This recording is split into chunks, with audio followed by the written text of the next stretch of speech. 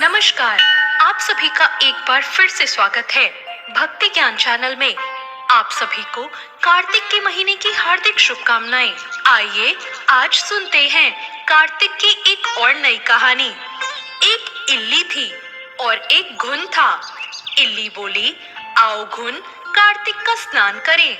घुन बोला, तू ही कार्तिक का स्नान कर ले, मैं तो नहीं करूँगा। इल्ली ने कहा, ठीक है, मत कर, मैं तो राजा की लड़की के पल्ले से लगकर कार्तिक का स्नान कर लूंगी। और उसने ऐसा ही किया। जब राजा की लड़की कार्तिक का स्नान करने जाती तो इल्ली उसके पल्ले से लगकर कार्तिक का स्नान कर लेती। लेकिन घुन ने इल्ली के कहने के बाद भी कार्तिक का स्नान नहीं किया। कुछ दिनों के बाद कार्तिक खत्म होने पर दोनों मर गए। बाद में इल्ली ने कार्तिक स्नान के पुण्य के कारण राजा के घर में जन्म लिया और घुन ने एक गधे के रूप में जन्म लिया और वो राजा के यहाँ ही था। अब इल्ली, जो इस जन्म में राजा की बेटी थी, राजा ने उसका विवाह कर दिया। अब जब बेटी ससुराल जाने लगी तो उसने अपनी पालकी रुकवा दी। राजा ने पूछा, क्या हुआ बेटी? तो राजा की लड़की ने कहा, पिताजी, मुझे ये गधा चाहिए। तब राजा बोला, बेटी, ये तूने क्या मांगा है?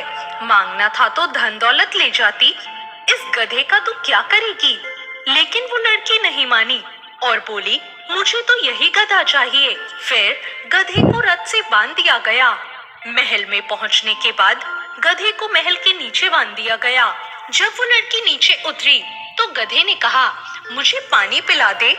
तब लड़की ने कहा, मैंने पहले ही कहा था कार्तिक स्नान कर ले, पर तूने कहा कि मैं तो बाजरा खाऊंगा और ठंडा ठंडा पानी पीऊंगा, और ये कहकर तूने कार्तिक स्नान नहीं किया। वो लड़की और गधा बात कर रहे थे तो उसकी देवरानी जेठानी ने सुन लिया। दोनों अपने देवर के पास गई और बोली, ये तुम किस जादूगरनी को ब्याह कर लाए हो? ये तो जानवरों से बात करती है। अपनी भाभियों की बात सुनकर वो लड़का बोला, मैं जब अपने कानों से सुनूंगा और आंखों से देखूंगा तभी आपकी बात मानूंगा। अगले दिन उसका पति सीढ़ी पर चढ़कर छुप गया। अब उसकी पत्नी आई और फिर उस गधे से बात करने लगी, जिस पर वो वही जवाब देने लगी। ये सब देखकर राजकुमार ने तलवार निकाल ली और उसके सामने आ गया और बोला, तुम जानवरों से कैसे बात करती हो? बताओ, तुम कौन हो? अब उसकी पत्नी ने कहा, मैं नहीं बता सकती, औरत को भेद नहीं खोलना चाहिए। लेकिन वो नहीं माना और बोला, मैं सब कुछ जानना चाहता हूँ।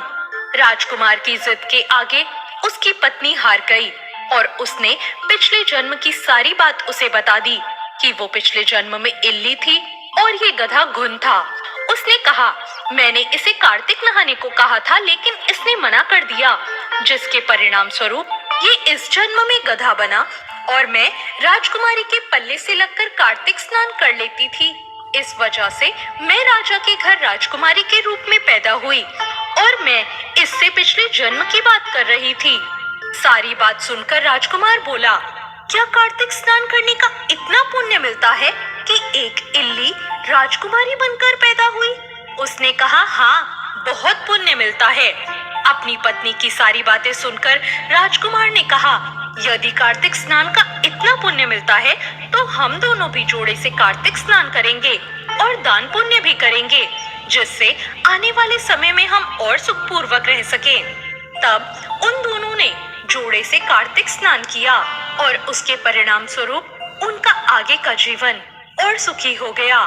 हे कार्तिक महाराज, जैसा आपने इल्ली को फल दिया वैसा ही सभी को देना।